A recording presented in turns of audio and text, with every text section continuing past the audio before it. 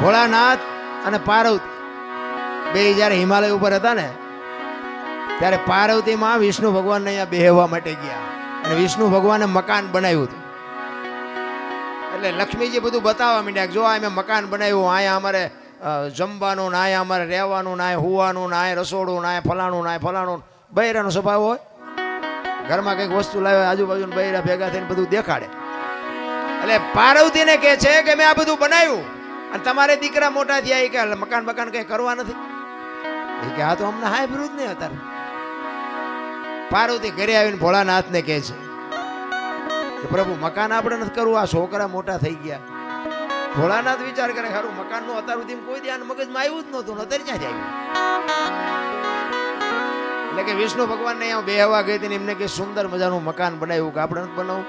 એટલે કે એ વાત સાચી તમારી, પણ કે આપણી પાસે પૈસા નથી, હું તમને ભભૂતિ આપું, ભભૂતિ લઈને જાઓ વિષ્ણુ ભગવાન પાસે, એના બરોબર હોનું લઈ આવ્યો અને હોનું વેચીને આપણે મકાન કરીએ, કારણ કે આપણી પાસે પૈસા છે નહીં.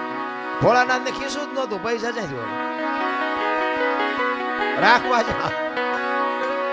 એટલે ભભૂતિ આપીને એટલે પાર્વતી કહે છે કે આટલી ભભૂતિમાં કેટલું હોનું આવશે, કે પણ લઈ તો જાઓ, એટલું તો લઈ આવો, પછી કંઈક આગળ જોઈશું.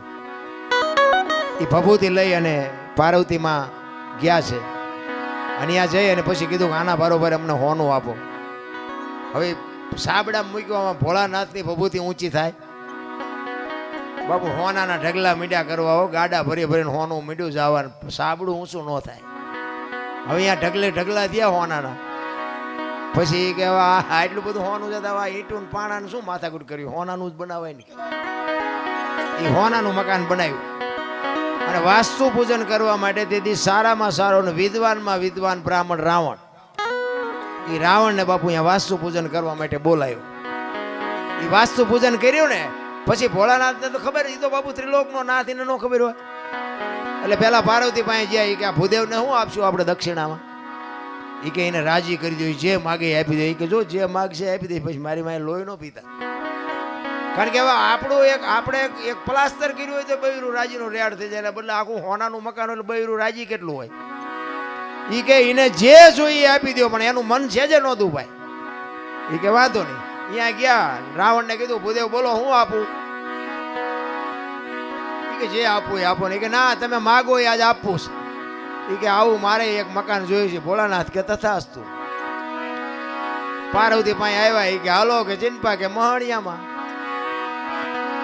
એ કે કાં. એ કે આ ભોળા મેં બામણને આપી દીધું દક્ષિણામાં. એ કે હું કામ આપ્યું. એ કે કકડાટ ન કરશો, તમને પહેલા પૂછીને ગયો હતો કે માગે એ આપી દઈશ.